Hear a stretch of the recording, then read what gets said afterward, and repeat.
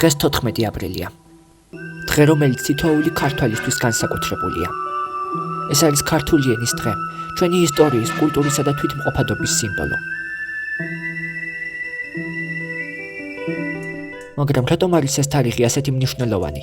მოდით გავიხსენოთ 1978 წლის მოვლენები, რომლებიც ქართული ენის გადარჩენისთვის გადამწყვეტი აღმოჩნდა.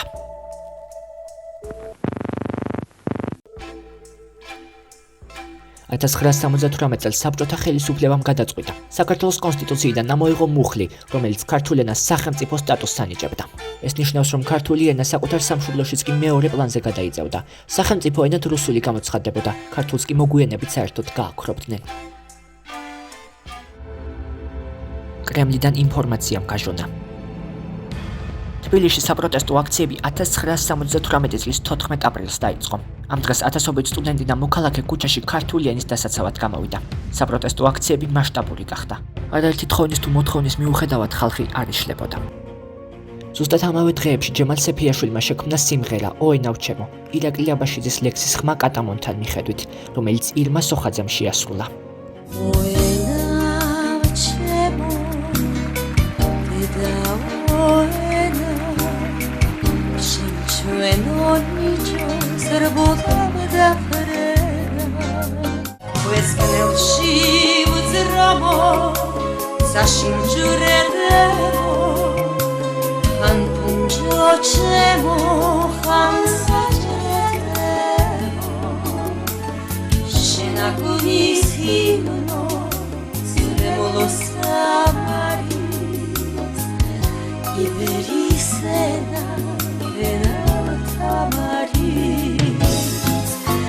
თბილისში განვითარებულ მოვლენებს კრემლი პირდაპირ ადევნებდა თვალს და საბოლოოდ მან უკან დახევა და დანებება გადაწყვიტა, რადგან ის მიხვდა, რომ ქართველებთან ვერაფერს გახდებოდა.